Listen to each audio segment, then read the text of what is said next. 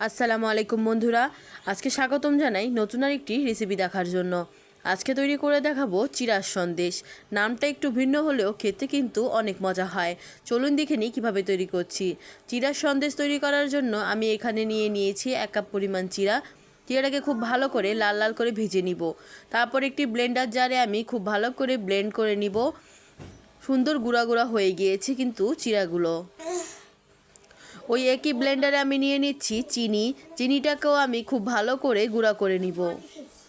চিনিটা গুঁড়ো হয়ে গিয়েছে, আমি দিয়ে দিলাম কিন্তু চিড়া গুঁড়ার মধ্যে। এদিকে একটি কড়াইতে কিন্তু আমি নিয়ে নিচ্ছি চিনিটাকে কিন্তু খুব ভালো করে আমি গলিয়ে নিব। চুলার আঁচটা কিন্তু মিডিয়ামে রাখতে হবে, খুব বেশি বাড়ানো যাবে না, এতে কিন্তু চিনিটা পুড়ে যাওয়ার সম্ভাবনা থাকে। ঠিক এইরকমভাবে গলে আসলে কিন্তু খুব বেশি লাল করব না, এরকম হালকা গলে আসলেই কিন্তু দিয়ে দেব দুধটাকে কিন্তু আমি গলিয়ে নিয়েছিলাম পানি দিয়ে। দুধটা দেওয়ার সাথে সাথে কিন্তু চিনিটা জমাট বেঁধে যেতে পারে, কিন্তু ভয়ের কিছু নেই, একটু পরে কিন্তু চিনিগুলো আবার গলে যাবে। এখন দিয়ে দিচ্ছি আমি সামান্য পরিমাণে ঘিটাকেও কিন্তু আমি খুব ভালো করে দুধের সাথে মিশিয়ে নিচ্ছি। মিশানো হয়ে গিয়েছে, এখন দিয়ে দিচ্ছি আমি আগে থেকে যে চিনি আর চিড়া গুঁড়া করে রেখেছিলাম সেই মিশ্রণটিকে। এখন খুব ভালো করে নেড়েচেড়ে কিন্তু মিশিয়ে নিব, আর একদমই কিন্তু শুকনা শুকনা করে নিব।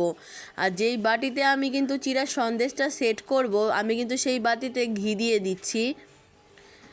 এখন আমি এই মিশ্রণটাকে খুব সুন্দর করে হাতের সাহায্যে চেপে চেপে দিচ্ছি। চেপে চেপে বসিয়ে দিয়ে কিছুক্ষণ অপেক্ষা করে নিতে হবে। আর উপর থেকে দিয়ে দিচ্ছি আমি এখানে কাঠবাদাম কুচি। আপনারা আপনাদের পছন্দ মতো যে কোনো বাদামই ব্যবহার করতে পারেন। তারপর কিন্তু আমি খুব ভালোভাবে চেপে চেপে লাগিয়ে দিলাম, আর যখন একটু ঠান্ডা হয়ে গিয়েছে তখন কিন্তু আমি সন্দেশের আকারে কেটে নিচ্ছি।